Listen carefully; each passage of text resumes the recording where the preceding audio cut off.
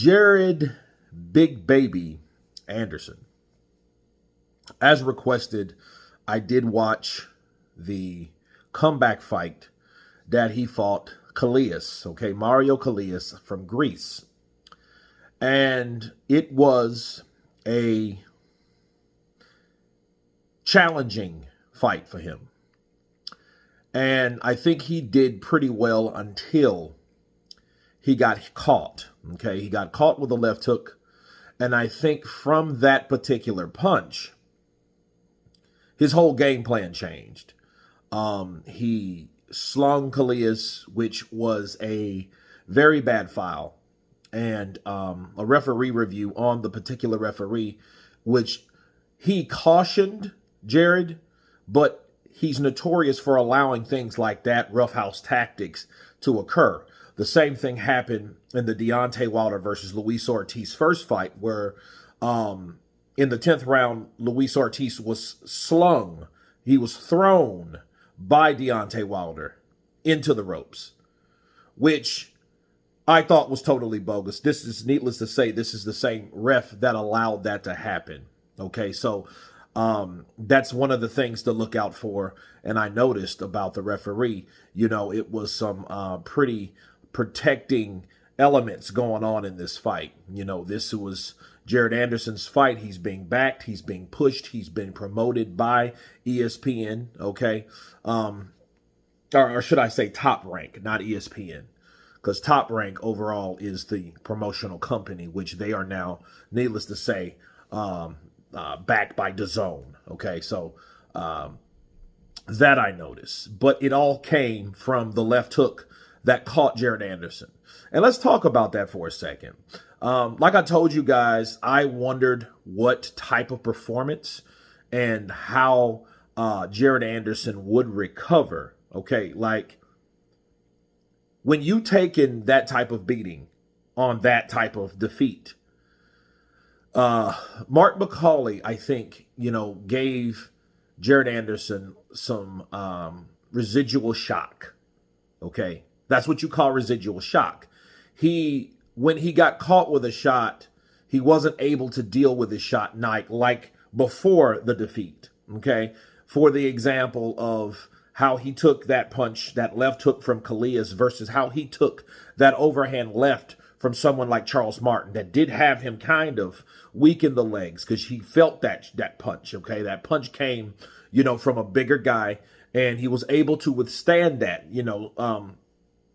Besides getting caught, he was still able to get his bearings back under him to fight successfully and not allow that punch that he took to be that decisive, and that overpowering. As of Kollias caught him with that left hook, he really kind of went to pieces. It was almost like when AJ got caught, not as bad, but, in that same ballpark, Jared Anderson, he's still mobile.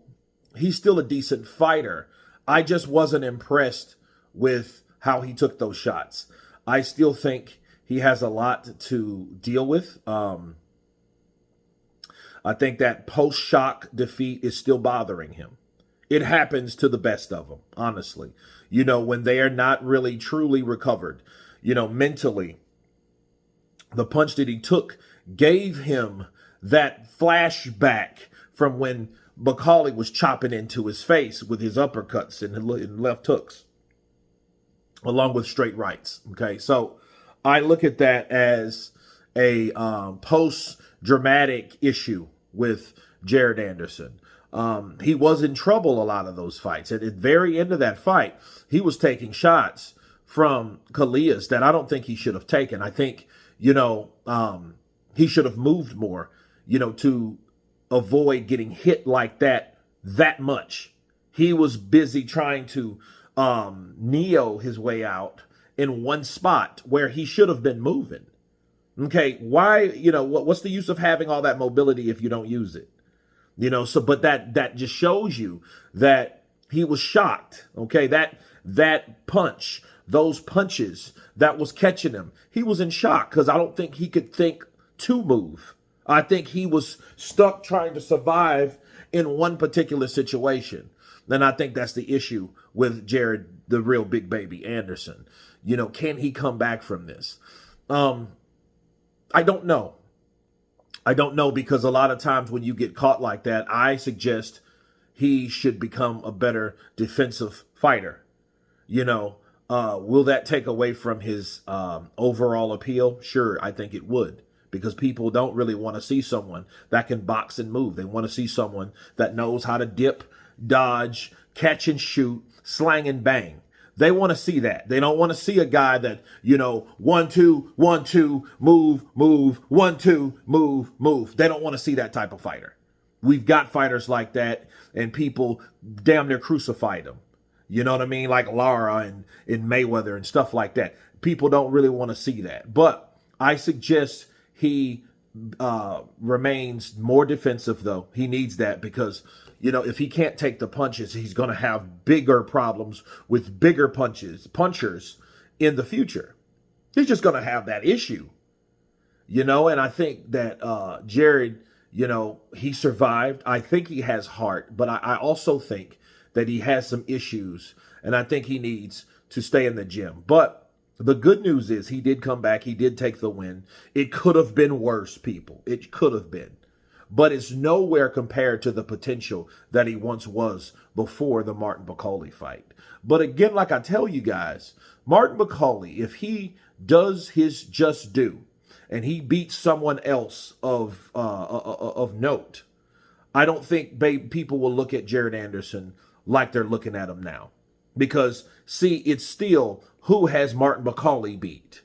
You know what I mean? Jared Anderson. So Jared Anderson is the biggest name that you can really throw at people. Okay? So he's continued his win streak. He's coming back. I hope he gets better. I hope he realizes what caught him and where he went wrong. And I hope someone is there to guide him of where he went wrong and what to do in the future. And I think that's one of the key elements on bringing Jared Anderson back. But I mean, I give the performance a C-. He didn't fail because he didn't lose. Okay.